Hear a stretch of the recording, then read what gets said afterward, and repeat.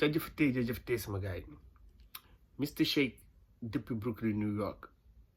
Aujourd'hui, on vient vous parler de la mort subite d'Idriss Déby, le président tchadien.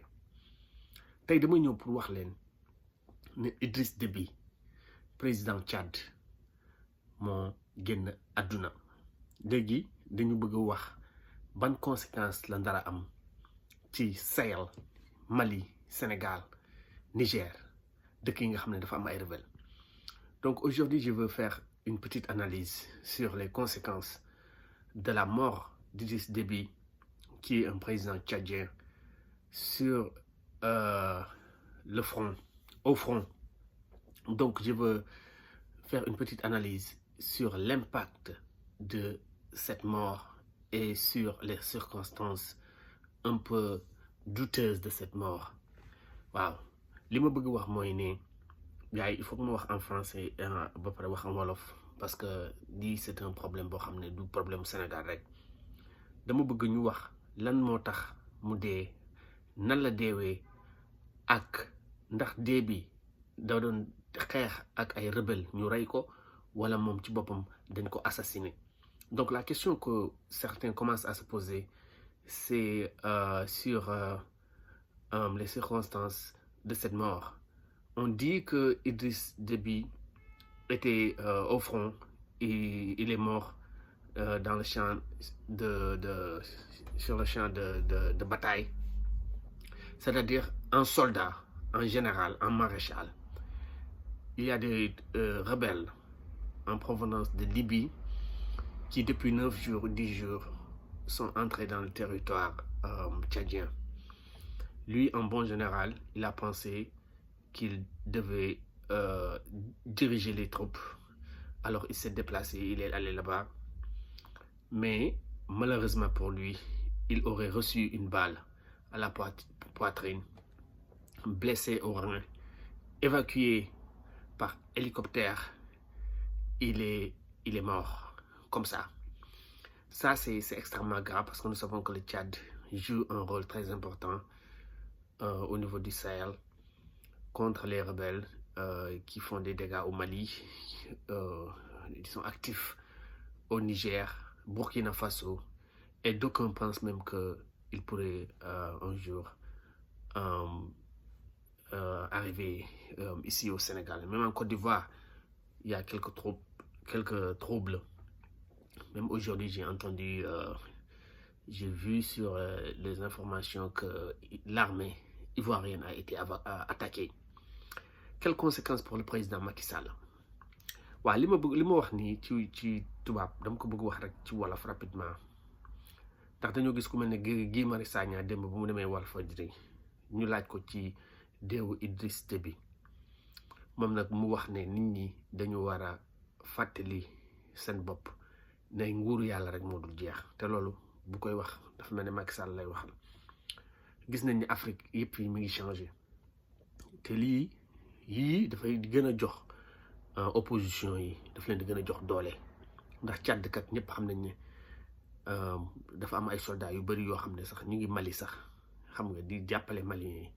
moo tax sax Mali def nañu 2 fan dëj ngir Idriss Déby. léegi nag moom buñ ko gañee nan la ndara demee?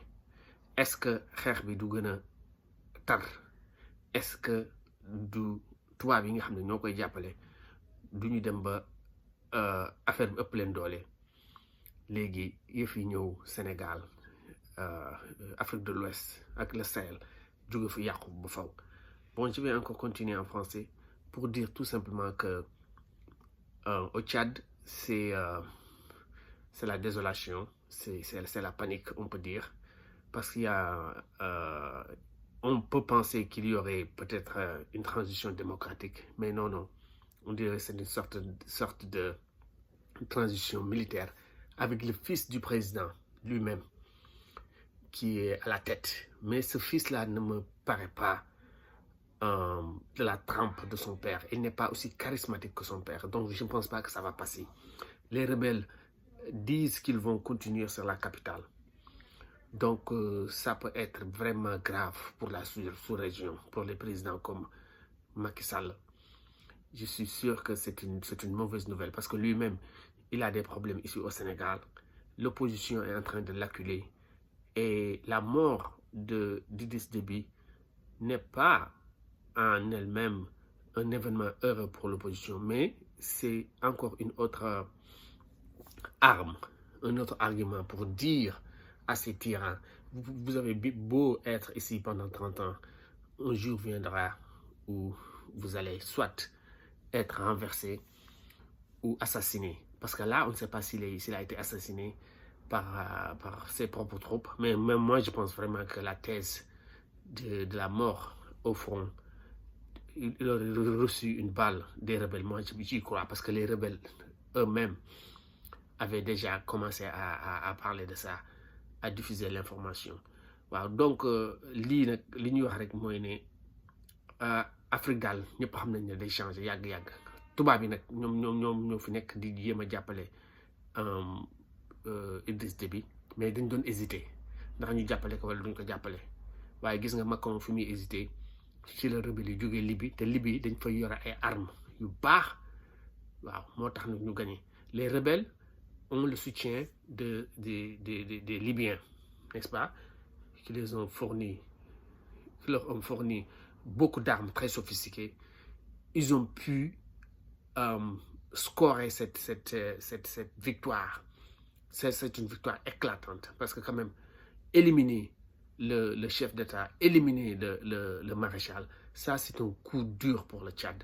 Et je ne pense pas qu'ils vont s'en remettre aussi facilement. Parce que les rebelles eux-mêmes disent qu'ils vont foncer sur la capitale.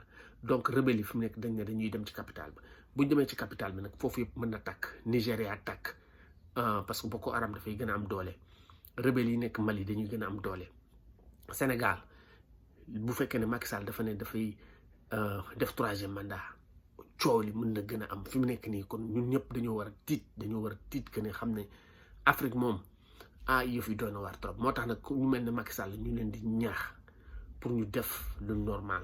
C'est pourquoi on demande au président Macky Sall ou bien aux autres présidents africains de toujours militer pour la démocratie.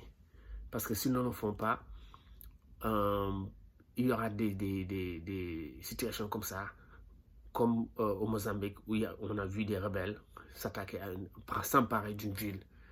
Les lendemains vraiment du Sahel sont très obscurs. Pour le moment, dans le monde, képp kuy africain képp ku dëkk ci Sahel mooy dëkk yu mel ni Sénégal Mauritanie mun nga ci boole Niger xam nga Nigéria yooyu yëpp dëkk yooyu yëpp fi mu nekk nii dañuy gën a am problème ndax rebelle yi kat fi mu nekk nii kontaan nañu opposition bi kontaan nañu fi mu nekk nii Tchad man gëm naa ne duñu dem parce que doomu Idriss Déby bi ma gis amul personnalité bi papam am te gëmuma ne gars yi dinañ nangu mu nekk fa remplacer wutu papam gars yi daal lii daal dinañu ko toppal mais dañu leen di wax rek ne Sénégal naan ñun bu ñu sañoon Macky Sall def li mu war a def parce que nguur yàlla rek moo dul jeex comme ni ko Guy Marius Sagna waxee ñun nag yéenewuñu dara lu bon dal Macky Sall parce que Sénégal bëgguñu mu tàkk ndax ba dëkk bu tàkk boobu musiba la te Tchad bii ragal nañ ne musiba bu rëy ndar na faa am ñu ngi leen di ñaanal nag yàlla na démocratie am foofu te deret du tuuru jërëjëf gars yi like leen partager leen Mister Shake ngeen dem foofu jaajëf merci